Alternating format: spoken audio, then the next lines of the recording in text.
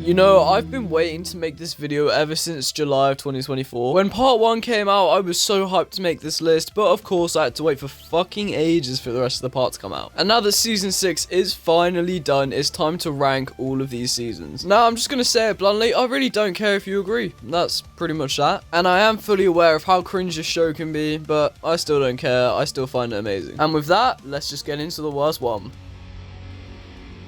I honestly can't think of anyone that deserves to be last than season 3. I remember when me and my mates, mainly Kane and Lucas, were at school and we were always talking about ranking the lists, and for all of us this was last. I wouldn't say it's a terrible season, but I just don't feel like there's a lot of direction. I can kind of say that for this season and the one that's about to come in 5th, although I gotta say this is easily the worst, purely because it just didn't have a lot more fun moments. I gotta say the best part about the season is definitely Johnny and Miguel's relationship is kind of peaking again.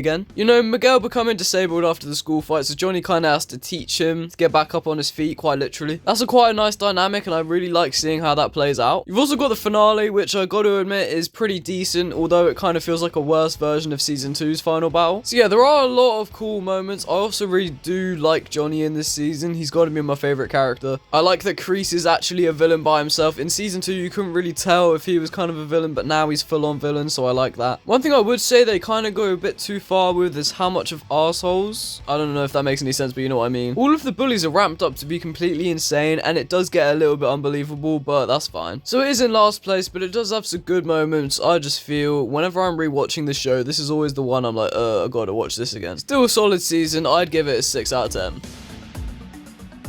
Now again, these two seasons are very interchangeable, but I'm going to put season 2 slightly above season 3. There are two main reasons for this, mainly because I can actually remember what happens in this season fully, and I also really like the final 2 episodes. Like, those 2 episodes are better than any episode in season 3. But that's also why it's so low. The finale of this season is very cool to watch, while very unbelievable. But that's all it really has for it. I mean, what else happens in this season? Yeah, I can remember that mall fight. Yeah, Kreese is back. That's pretty cool. What else? The cliffhanger is pretty sweet at the end. Hawk, oh my god, Hawk in this season, bro. He trashes the Miyagi-Do, which honestly is actually one of my favorite parts of this season. I do like it. It's kind of putting Johnny in this awkward place where it's like, oh shit, I really like Cobra Kai, but they're kind of turning into pricks. Like, how do I prevent this? I just feel like that this season is in a very awkward place where you don't really know if Cobra Kai or Miyagi-Do are the villain. Now in season 3, you definitely know Cobra Kai is the villain. That's something I'll give that credit for. But honestly, you kind of end up rooting for Cobra Kai because, well, no one likes LaRusso, do they really? I don't know, it's just a very awkward season. I really don't know what to say about this season or the one below it, but I do know what to say for these next 4. Anyway, if I had to rate this season, I'd also give it a 6 out of 10. Again, I really don't know where to put these 2 at the bottom.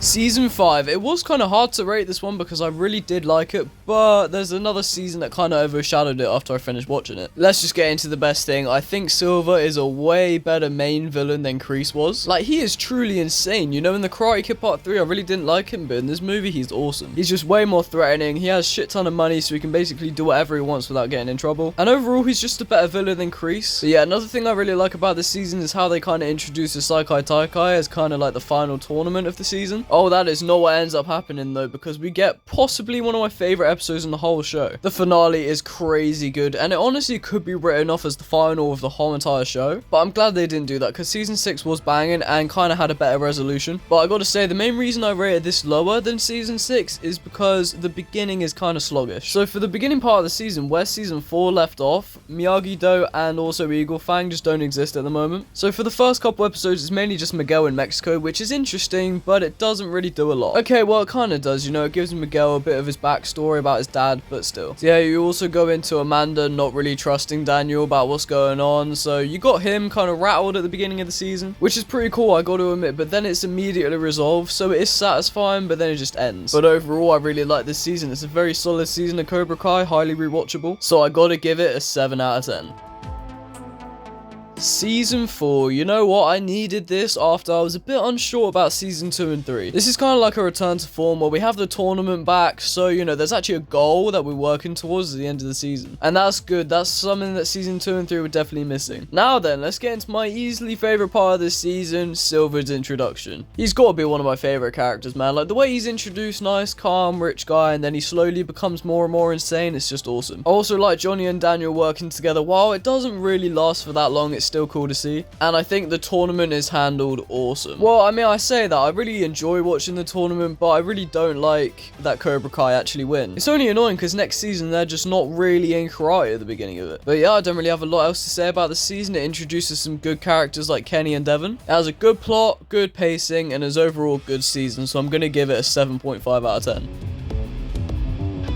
Wow, okay, I know I'm going to get some shit for this, but in second place is season 6. Now, obviously, this one is quite tough to actually rank because there are 3 parts. It wouldn't be so bad if all 3 parts were equally as good, but they are not at all. Let's just start off with part 1. It is so boring. Like, wow, it's just basically 5 episodes of messing around until we actually get up to the tournament. I'm basically going to summarize this part with the things I like and things I don't like. So the main thing I like is that everyone is now on the same team. It's very nice to see. All these characters working together and training together is quite nice. That kind of ends it though, because the bad, oh my, where do I even start? I guess we could start with possibly the worst part about the show, which is where Kreese goes to this Ninjago guy. Everything about this feels wrong because it just has a completely different tone to the rest of the show. So it's like you go back to America, all la-di-da, and then you go back to this, where the colors are all off. It has a completely different vibe, and it's very weird. It also just raises a lot of questions like, how the absolute fuck did Kreese escape jail and get here in the first place? Anyway, I'm getting off track. Let's go on to part 2. Part 2 is miles better than part 1. We finally get into Barcelona and are actually in the tournament. These 5 episodes are all about the tournament, and seriously, it's some of the coolest action we've seen in the show. Now, I know some people are kind of like, oh, I prefer it when it's just in the valley and it's about Miguel and Johnny. And yeah, I completely understand because, well, you know what is in number 1 now, right? But I kind of feel that this is good for the story because, I mean, the Saikai Taikai is massive. Sorry about how I said that word, it just comes naturally at this point. But yeah, the Saikai Taikai is just really cool to watch, and I really like how it's a world scale. It kind of ups the pressure. Things I like about this season is definitely the action and the characters. Also, that finale or episode 10 is a banger. And the things I don't like is basically just Daniel's whole Miyagi plot. But yeah, on to part 3. Holy shit, this is awesome. The first 2 episodes I was kind of scared for because they aren't actually that good. Like, they have some pacing issues, but don't worry, after that you get possibly the 3 best episodes in this whole show. I'm just going to ramble a bit here, but I really like how Kreese is redeemed. That is sick. It's a redemptive arc I've really wanted to see for a long time, so I'm really happy it happened. I also like how they don't try and redeem Silver and just straight up kill him off. It is awesome. Honestly, I could talk about everything I love about this part all day. All you really need to know is I love how Johnny's handled, and honestly, I just really love how every single character is handled. It is a beautiful ending for all of them. Okay, well, except for Robbie, I kind of like how he's kind of admitted, you know what, yeah,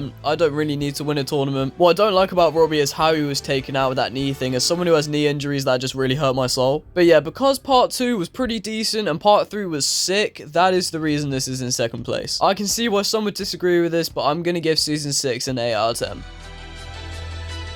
Come on, bro. What else could it have been? Now, I did want to make this season 6 in first place, but I didn't want to get killed. Nah, I'm kidding. The only reason this is in first is because Johnny's my favorite character, and there's a huge emphasis on him in this season. Him and Miguel's relationship is just perfect, and the writing to kind of change the perspective of the original movie and actually kind of show Johnny as an underdog, just perfect. I'm not going to say any more about this season, just watch the whole show and you'll see what I mean. And there we are, every single Cobra Kai season ranked from worst to best. If you guys did enjoy this video, then please make sure to leave a like and subscribe and let me know if you want more like it. And with that, see you all later, have an amazing day, and bye bye.